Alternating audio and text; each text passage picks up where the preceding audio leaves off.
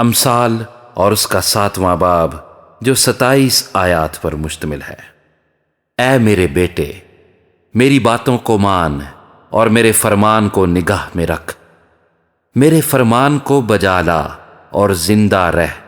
اور میری تعلیم کو اپنی آنکھ کی پتلی جان،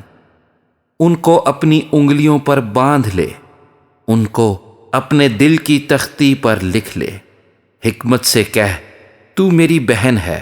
اور فہم کو اپنا رشتہ دار قرار دے، تاکہ وہ تجھ کو پرائی عورت سے بچائیں، یعنی بیگانہ عورت سے جو چاپلوسی کی باتیں کرتی ہے، کیونکہ میں نے اپنے گھر کی کھڑکی سے یعنی جھروکے میں سے باہر نگاہ کی، اور میں نے ایک بے عقل جوان کو نادانوں کے درمیان دیکھا،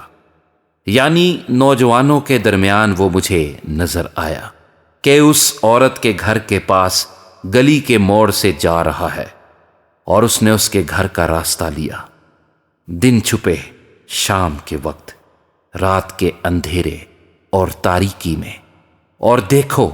وہاں اس سے ایک عورت آ ملی جو دل کی چالاک اور کسبی کا لباس پہنے تھی، وہ غوغائی اور خود سر ہے، اس کے پاؤں اپنے گھر میں نہیں ٹکتے، ابھی وہ کوچوں میں ہے، ابھی بازاروں میں، اور ہر موڑ پر گھات میں بیٹھتی ہے۔ سو اس نے اس کو پکڑ کر چوما، اور بے حیا منہ سے اس سے کہنے لگی، سلامتی کی قربانی کے ذبیحے مجھ پر فرض تھے، آج میں نے اپنی نظریں ادا کی ہیں، اسی لیے میں تیری ملاقات کو نکلی کہ کسی طرح تیرا دیدار حاصل کروں، سو تو مجھے مل گیا۔ میں نے اپنے پلنگ پر کامدار غالیچے اور مصر کے سوت کے دھاری دار کپڑے بچھائے ہیں، میں نے اپنے بستر کو مر اور عود اور دار چینی سے معطر کیا ہے۔ آ ہم صبح تک دل بھر کر عشق بازی کریں اور محبت کی باتوں سے دل بہلائیں، کیونکہ میرا شوہر گھر میں نہیں، اس نے دور کا سفر کیا ہے، وہ اپنے ساتھ روپے کی تھیلی لے گیا ہے، اور پورے چاند کے وقت گھر آئے گا۔ اس نے میٹھی میٹھی باتوں سے اس کو پھسلا دیا، اور اپنے لبوں کی چاپلوسی سے اس کو بہکا لیا،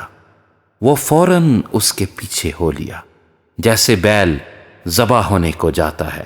یا بیڑیوں میں احمق سزا پانے کو، جیسے پرندہ جال کی طرف تیز جاتا ہے اور نہیں جانتا کہ وہ اس کی جان کے لیے ہے، حتیٰ کہ تیر اس کے جگر کے پار ہو جائے گا۔ سو اب اے بیٹو میری سنو، اور میرے منہ کی باتوں پر توجہ کرو، تیرا دل اس کی راہوں کی طرف مائل نہ ہو، تو اس کے راستوں میں گمراہ نہ ہونا، کیونکہ اس نے بہتوں کو زخمی کر کے گرا دیا ہے، بلکہ اس کے مقتول بے شمار ہیں، اس کا گھر پاتال کا راستہ ہے اور موت کی کوٹھریوں کو جاتا ہے۔